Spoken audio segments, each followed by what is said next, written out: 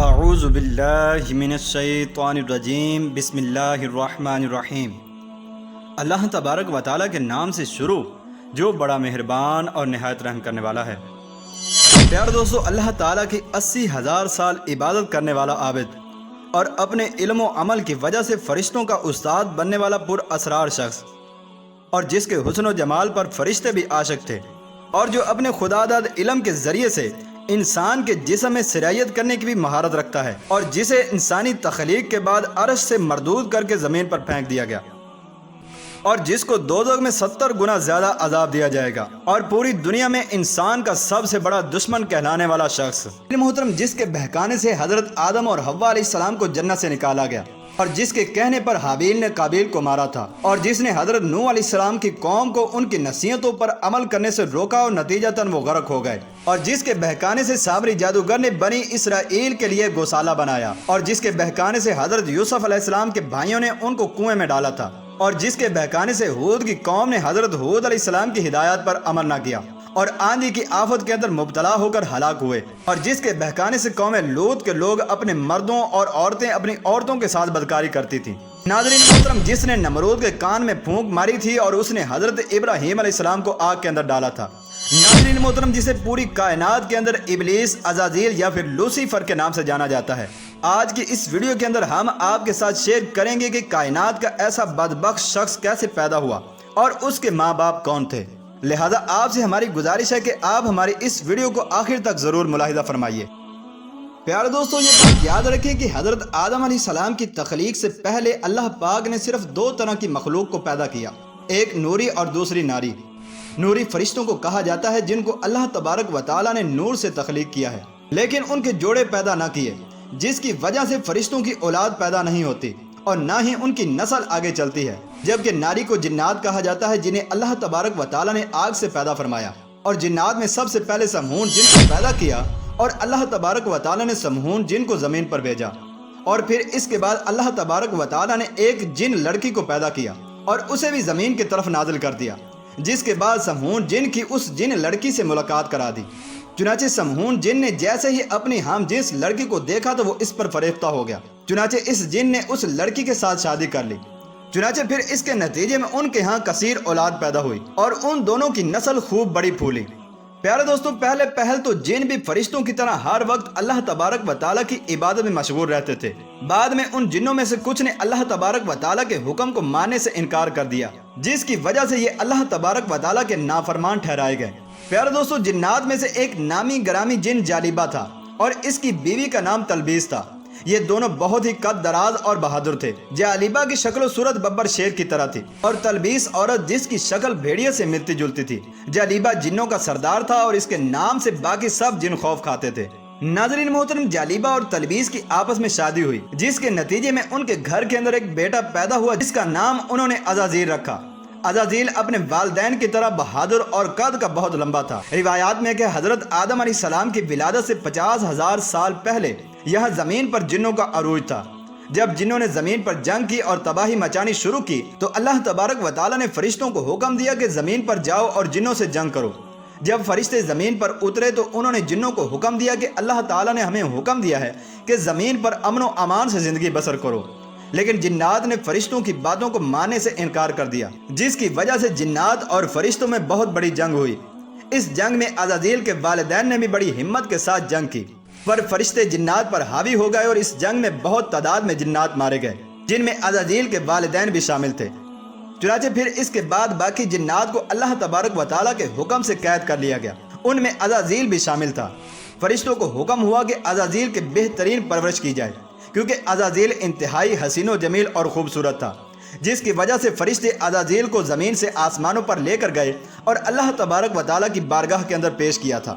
چنانچہ اس کے بعد عزازیل کی تربیت کا آغاز ہوا۔ فرشتوں نے عزازیل کو عبادت کرنے کے بہترین طریقوں سے آگاہ کیا، جس کی وجہ سے عزازیل اللہ تبارک و تعالیٰ کا ایک عبادت گزار بندہ بن گیا، اور اس نے زمین پر 80,000 سال اللہ تبارک و تعالیٰ کی عبادت کی، اور زمین پر کوئی کونا ایسا خالی نہیں جہاں پر عزازیل نے عبادت نہ کی ہو۔ چنانچہ فرشتوں کی تعلیم و تربیت اور اللہ تبارک و تعالیٰ کی عبادت و ریاضت کی وجہ سے عزازیل بہت ہی قابل اور عقل مند ہو گیا تھا۔ چنانچہ اللہ تبارک و تعالیٰ نے اس کو فرشتوں سے خطاب کرنے کے لیے مقرر کیا۔ چنانچہ فرشتے عزازیل کو نیک اور پرہیزگار کہتے تھے۔ حضرت کعب بن احبار رضی اللہ تعالی عنہ فرماتے ہیں کہ عزازیل کو 40,000 سال تک جنت کا خزانچی مقرر کیا گیا اور 80,000 سال تک وہ فرشتوں کے ساتھ رہا، اور 20,000 سال تک عزازیل فرشتوں کو تعلیم و تربیت دینے کے لیے معلم مقرر رہا۔ حضرت جبرائیل، میکائیل، اسرافیل اور اسرائیل علیہ السلام بھی عزازیل سے تعلیم و تربیت حاصل کیا کرتے تھے۔ اللہ تعالیٰ تو رب کائنات ہے، اس سے کوئی بھی چیز چھپی ہوئی نہیں۔ اللہ کے علم میں تھا کہ یہ ایک دن میرے حکم کو جھٹلا دے گا اور اس کا خاتمہ کفر پر ہوگا، لیکن چونکہ فرشتوں نے اللہ تبارک و تعالیٰ کی بارگاہ کے اندر عزازیل کی سفارش کی تھی، جس کی وجہ سے اللہ تبارک و تعالیٰ نے فرشتوں کو اس طرح کا حکم دیا تھا۔ پیارے دوستو، ایک دن عزازیل سیر کر رہا تھا کہ اس نے لوح محفوظ کو دیکھا جس پر لکھا ہوا تھا کہ میں شیطان مردود سے اللہ کی پناہ مانگتا ہوں۔ اس کے بعد تقریباً 2 سال تک عزازیل اس تحریر کو پڑھ کر روتا رہا اور اللہ تبارک و تعالیٰ کی روتے ہوئے عبادت کے اندر مصروف رہا،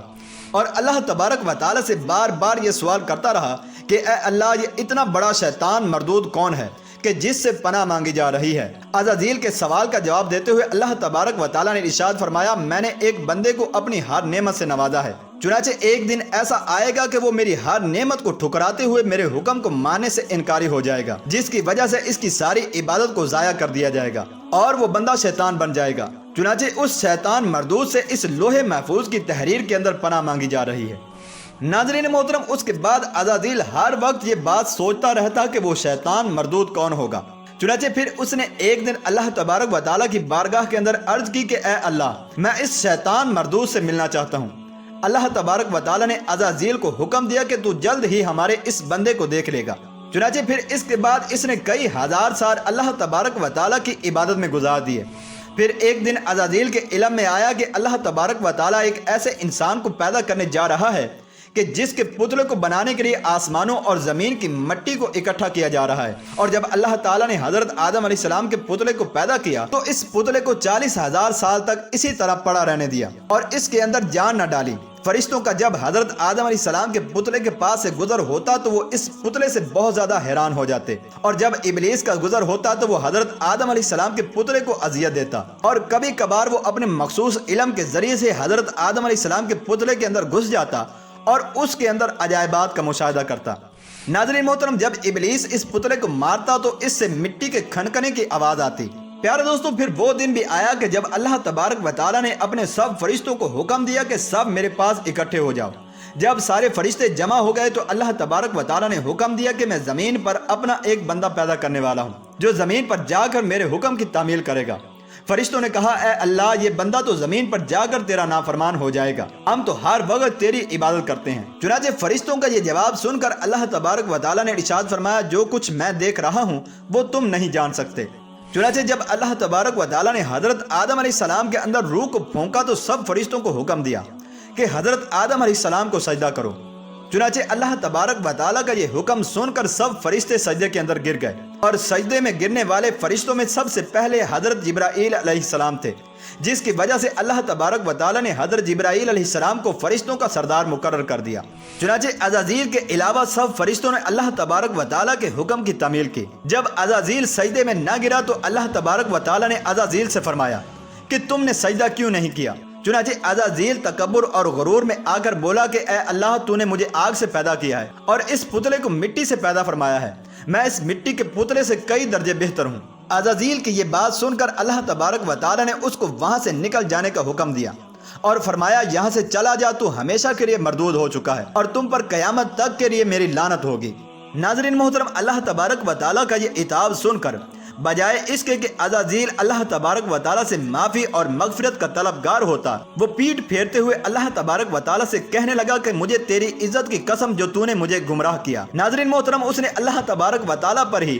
اپنے گمراہ کیے جانے کا الزام دھر دیا۔ پھر اس کے بعد عزازیل کہنے لگا کہ مجھے قیامت تک زندہ رہنے دے۔ اللہ تبارک و تعالیٰ نے عزازیل کی بات کو مان لیا اور اس کو قیامت تک کی مہلت دے دی۔ چنانچہ پھر عزازیل نے اللہ تبارک و تعالیٰ سے کہا کہ میں تیرے بندوں کو تیری راہ ہدایت سے بھٹکا دوں گا اور ان میں سے اکثر کو تو ناشکرا پائے گا۔ چنانچہ جب اللہ تبارک و تعالیٰ نے عزازیل کو یہ الفاظ کہتے ہوئے سنا تو فرمایا، تو اسی وقت یہاں سے چلا جا، جو بندہ تیری بات کو مان کر میری نافرمانی کرے گا تو میں اس کو جہنم کی بھڑکتی ہوئی آگ میں ڈال دوں گا۔ چنانچہ عزازیل تکبر اور غرور کرنے کی وجہ سے اور اللہ تبارک و تعالیٰ کے حکم کو نہ ماننے کی وجہ سے آسمانوں سے زمین پر پھینک دیا گیا۔ پیارے دوستو، اس طرح سے عزازیل نے اپنی ساری عبادات کو رائیگاں کیا اور وہاں سے نکل کر وہ عزازیل سے ابلیس بن گیا۔ ناظرین محترم، جب حضرت اسرافیل علیہ السلام پہلا سور پھونکیں گے تو ابلیس لعین کو موت آئے گی، اور اس کے 40 سال کے بعد جب حضرت اسرافیل علیہ السلام دوسرا سور پھونکیں گے تو شیطان لعین کو بھی میدان محشر کے اندر لایا جائے گا، جس پر لوگ اللہ تبارک و تعالیٰ کی بارگاہ کے اندر عرض کریں گے کہ یا اللہ، اس نے ہمیں تمہاری راہ حق سے بھٹکا دیا تھا۔ جس پر ابلیس اپنے پیروکاروں کے درمیان یہ اعلان کرے گا کہ تم اپنی نافرمانیوں کے خود ذمہ دار ہو، اور اللہ تبارک و تعالیٰ نے تم سے جو وعدہ کیا تھا وہ سچا وعدہ تھا، اور میں نے جو تم سے وعدے کیے تھے وہ جھوٹے تھے، اور مجھے تم پر کسی قسم کا کوئی تسلط حاصل نہیں تھا سوائے اس کے کہ میں نے تم کو بلایا تو تم سب نے میری بات کو مان لیا۔ بس اب مجھے ملامت نہ کرو بلکہ اپنے آپ کو ملامت کرو کہ تم لوگ خود ہی اللہ تبارک و تعالیٰ کے نافرمان تھے۔ پیارے دوستو، اللہ تبارک و تعالیٰ سے دعا ہے کہ اللہ تبارک و تعالیٰ ہمیں ابلیس لعین کی پیروی سے ہمیشہ کے لیے محفوظ رکھے۔